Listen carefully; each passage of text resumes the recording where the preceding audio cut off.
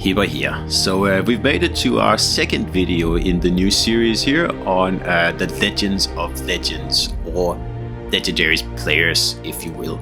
And this video here is on a guy called Negan IQ, and I've had the pleasure, I say pleasure, but sometimes it's been a challenge, of playing against Negan on numerous occasions. And I remember him from back right at the beginning when Legends first came out. So in other words, Negan has been there since day one, and he hasn't been, not doing anything.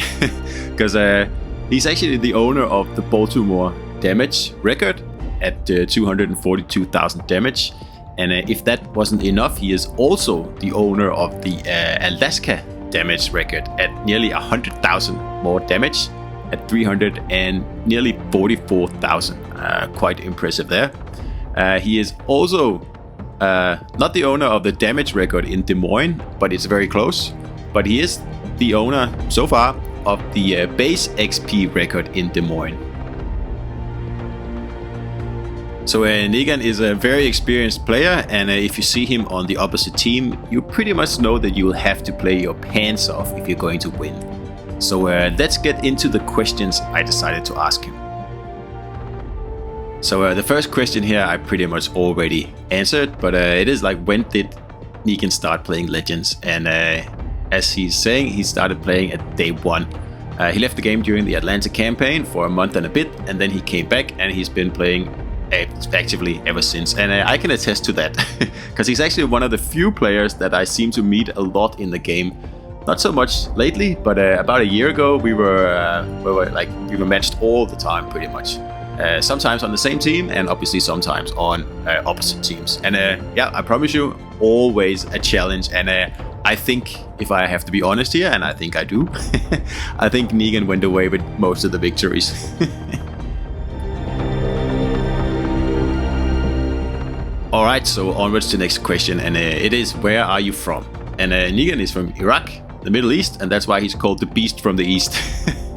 So yeah, well, international game, isn't it?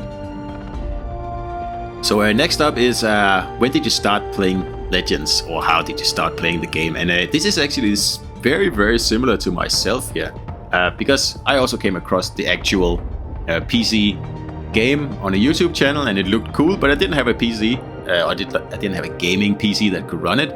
So I searched for a console version, and none existed. And then I found the mobile version, and I played that for about 6 months. But I mean, that's not a very good game. And then luckily Legends came out, and I jumped straight in, and been doing it ever since. And that's exactly what it seems like Negan did as well. So that's kind of funny, I think.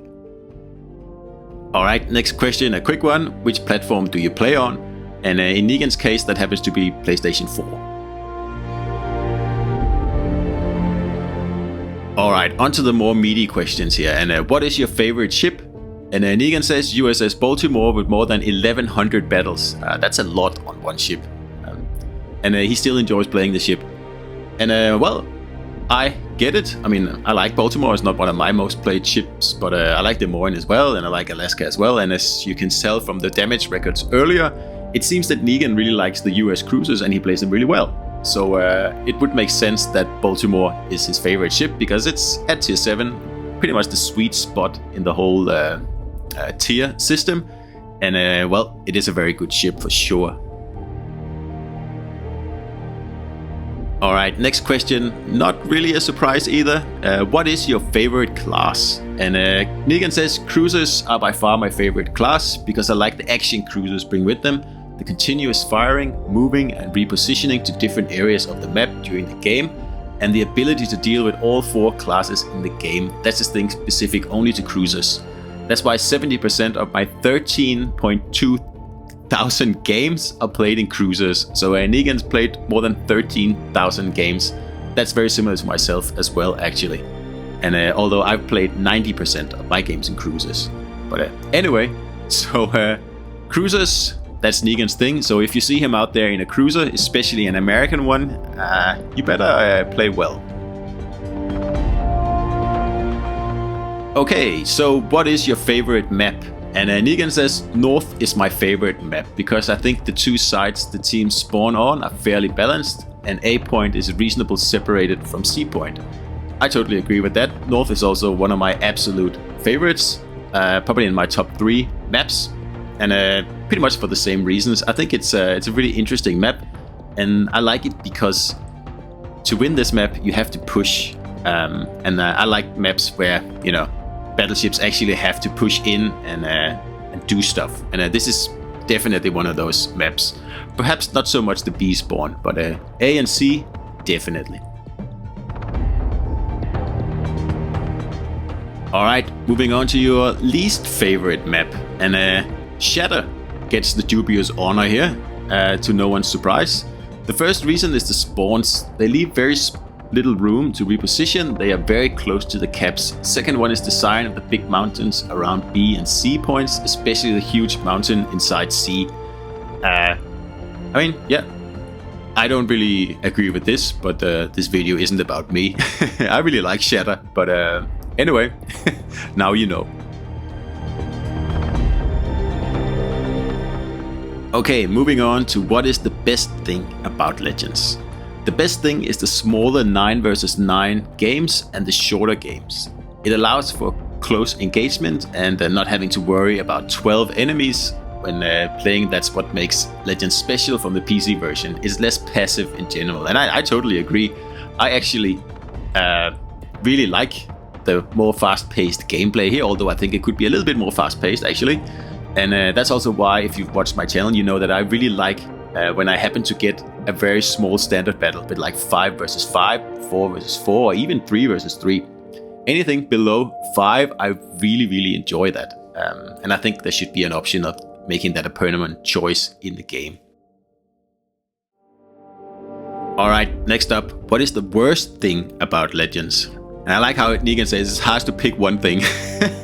But the worst thing has to be the lack of information, whether it's information about ships, like shell velocities, sigma values, pen angles, etc., or personal stats information, like individual stats on like ship performance, in-depth stats, especially the original average XP, which is the most inflated stat among them. And again, I totally agree with Negan here.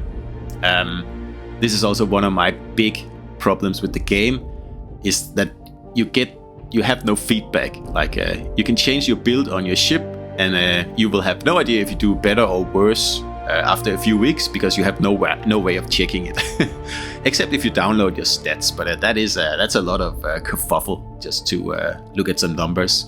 So definitely yes, we need more information on the ships, also on the maps and the shells and everything. We need super detailed information, yes please. We also need super detailed statistic information and detailed leaderboards as well. That's a must, and I can't believe we don't have that yet. And we also need to fix some of the stats up that don't really work as intended, except like especially the average XP, as Negan also mentions here.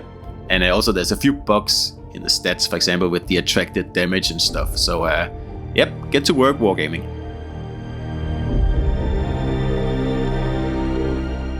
Okay, next up, do you play mostly alone or with friends? Last time I checked, not too long ago, I was 51% division and 49% solo. My first 6,000 games were mostly solo. The few hundred div games I had were with randoms or noob friends trying to teach them the game, so with much less skilled players overall.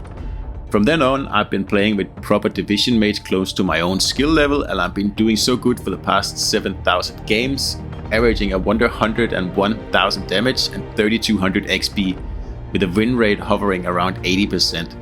So definitely playing in divs help a lot with win rate. And yeah, sure, that's right. And I also say that is some very impressive stats there, averaging 100,000 damage, and more impressive, actually averaging 3,200 XP. That's quite impressive. Win rate at 80 in a division, that's also impressive, but it is to be expected if you team up with another 2 very good players, just like Negan is. Alright, next up. And this is the question where I ask, if you could have one thing next update, no matter what it was, what would it be? And Negan says, I would bring something that hopefully could relieve some of the frustration players have from their games being one-sided. And I would call it balanced matchmaking, essentially separating good and average/bad players equally on each team, so that every team has a similar number of good and bad players, thereby preventing the games from being one-sided. It's not skill-based, so it won't affect the queue time, and he's right about that there. And the games won't be boring and passive. I think it's realistic and could be implemented.